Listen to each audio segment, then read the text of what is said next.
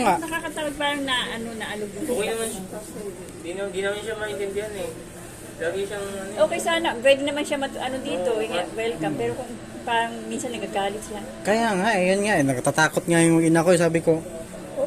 Nung nakaraan kasi, sa labas namin pinatulog kasi nga, mamaya, anong gagawin doon sa loob eh, kasi nangungupahan lang kasi doon eh. Pero binigyan ko ng tulugan. Kung may sakit siya na May sakit na. pag-iisip. Kapag may mga scammer, parang siya nadidepress. Nadidepress siya. Pangalawang beses na siya na-scam. Oo. yung Na kumain malaki. pa tayo. Okay pa siya noon eh, nung kumain tayo eh. Okay pa nga siya eh. Di ba, nung isang linggo nang bumalik. Hindi, pumunta sa Pangasinan, Tarlac, Oo, pumunta nga siya sa ibang lugar. Bumalik na naman. Nag-ano daw siya, nag-resign daw siya sa trabaho niya. Oo, nag-resign daw. I mean, lagi niya sinasabi eh. Oo. Nag-resign na siya. Oh, tapos mga toxic daw. Sabi, ba't ka nagre-resign eh? Ngayon may harapan ka na Tapos pinaalis siya dun sa boarding house niya ngayon. Wala naman siya ikabayad.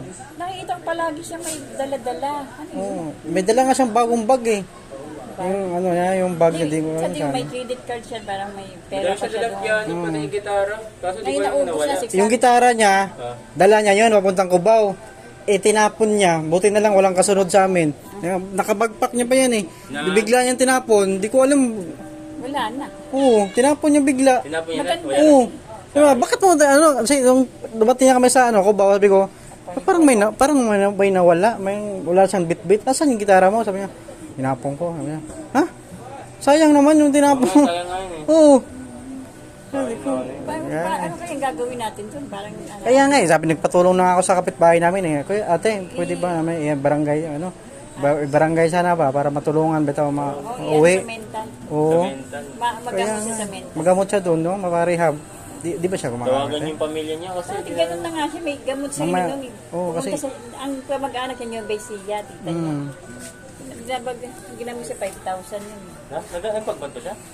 Pumunta siya, ginamot siya ng albularyo, o kaya parang pasukan siya ng Tapos Oo. may gamot siya iniinom. Oo. Pagbalik dito, okay na siya. Tapos malik na naman. Kaya nga eh. Kapag siguro pag 100,000 daw yung naloko sa kanya, na-scam. Saan naman? Saan napunta yung pera niya? Kasi baka binibigyan niya yung Yung niya doon sa Nueva Ecija? Yun yung Online. doon eh. may scammer talaga sa... May ano siya sa online, di ba? Parang May mayroon sinasalihan. Siyempre, call center siya, Oo. pera siya.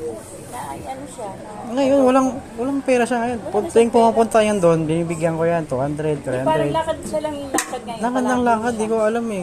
Minsan pupunta na lang dito. Oo. Ngayon, Mamaya kasi biglang, ayan ang bag niya.